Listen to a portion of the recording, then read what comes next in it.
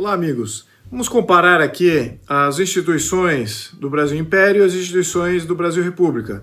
São quase 100 anos de Brasil Império e um pouco mais de 100 anos de Brasil República. No entanto, temos que pegar aqui um comentário geral de cada um para fazer uma comparação, senão fica um pouco difícil porque os dois evoluíram durante a sua regência. Na questão do Brasil Império, a primeira coisa que ressalta aqui é a questão dos partidos. Os partidos não eram financiados por dinheiro público, eram financiados basicamente pela população que se organizava livremente em torno desses partidos. Haviam dois partidos majoritários, que era o Partido Conservador e o Liberal. Um conservador era constitucionalista, ele era a favor de um poder central mais forte, poder central no comando, e era muito avesso aí às questões dessas mudanças bruscas, né, que existem na sociedade. O Partido Liberal, esse do ponto de vista organizacional, ele favorecia mais o poder local, tanto que houve vários levantes liberais durante o Brasil Império, de tentativa aí de criação de novos países e novos estados mais independentes, autonomia das oligarquias locais, e claro que a União cerceou isso. No entanto, tanto o Partido Liberal quanto o Conservador, eles tinham aí uma comunhão de constitucionalidade. Os dois obedeciam e acreditavam na Constituição de 1824. Então não havia esses movimentos subversivos da Constituição. A Constituição permaneceu relativamente bem estável de 1824 até 1891, quando foi promulgada a primeira Constituição da República. Então, neste contexto, essa estabilidade se deu ao fato que os partidos, de fato, tinham um pleito que era antagônico, então ele representava as duas vertentes da sociedade. Um defendia capacitações do Estado, outros defendiam capacitações da sociedade, em termos locais. A questão abolicionista, o Partido Conservador, de certa maneira, liderou esse processo abolicionista, mas havia também havia abolicionistas também do lado liberal, e também e vice-versa. Havia resistores conservadores e havia resistores também na questão liberal. Claro que aqui o protagonismo e a história registrou como o Partido Conservador sendo o proponente da questão de abolição, o grande ativista e proponente de questões abolicionistas. Então, nesse caso, acho que ficou aí igual. Durante o Brasil Império teve igual número de governos conservadores e governos liberais. Talvez até houve mais governos liberais. No entanto, houve um certo equilíbrio aí em termos de tempo e, claro, interferência do poder moderador. Então, vamos chegar a isso nessa segunda etapa. Então, em termos de partido, o que nós temos? Tínhamos um real debate entre liberais e conservadores, o que deve ser das províncias e dos municípios, o que deve ser do poder central, e uma série de diferenças antagônicas com relação à função do Estado na sociedade, na economia, etc. Então esse debate de fato ocorria de uma maneira equilibrada, mais uma vez, porque os dois partidos eram constitucionais, eles eram a favor da Constituição, não eram subversivos da Constituição. E, nesse contexto, você tem, de fato, um debate bem frutífero, o que não acontece no Brasil República. O Brasil República, os primeiros 30, 40 anos, foi dominado pelas oligarquias, então o debate se ocorreu ou não fazia diferença nenhuma, porque o jogo oligárquico já estava sendo estipulado. Esses foram os primeiros 40 anos de República. E depois de 1930 em diante, foi Estado Novo, é a visão de estatismo, é a visão fascista, né? A visão de um Estado controlador, dominador de tudo e de todos, atividade econômica, atividade humana, regulamentador de absolutamente tudo, e esse é o modelo que temos até hoje.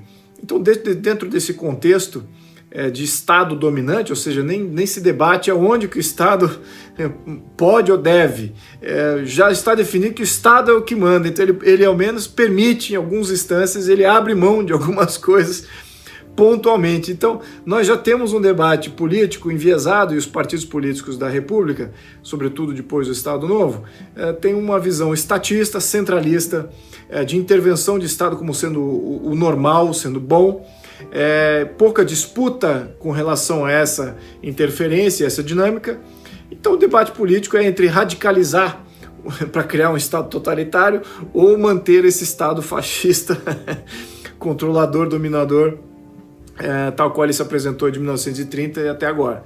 Então essa que é a falta de debate sobre isso, né? Então no Brasil República o debate político e os partidos políticos, na minha opinião, são piores do que nós tínhamos naquele outro contexto. Agora, aqui não é questão de tempo, né? Não é questão, porque é aquilo do século XIX, não, porque outros países do mundo, ainda no século XXI, permanecem com essa dinâmica que existia no século XIX, né? Alguns países europeus, os Estados Unidos, por exemplo. Então, são países extremamente modernos, ricos, estáveis e permanecem com aquela visão de constitucionalidade. No entanto, partidos que defendem controle central e defendem mais uma proteção da Constituição e outros que defendem a liberalização em prol dos estados-municípios, ou seja, o que é central, o que é descentralizado e que temas é que caem nesse meio, e ambos e nessas vertentes respeitam a Constituição que permite esse jogo. Então no Brasil a gente não tem que resgatar esse jogo, essa dinâmica, porque acho que é daí que vem os grandes debates políticos. Então agora vamos falar do legislativo. Como é que era o legislativo no Brasil Império? O Brasil, bem diferente. Primeiro, excetuando aqui, livrando-nos dos contextos locais, porque existia o voto censitário, ou seja, você precisava de patrimônio para se eleger. Também você não podia ser padre ou fazer parte de alguma instituição religiosa. Por quê? Porque a igreja era a burocracia do império. Então olha que interessante, em função do padre ou daquele religioso fazer parte da burocracia, a burocracia não podia votar. Claro que porque, eu até discuti isso, não discuti o voto do funcionário público, mas eu discuti isso numa outra...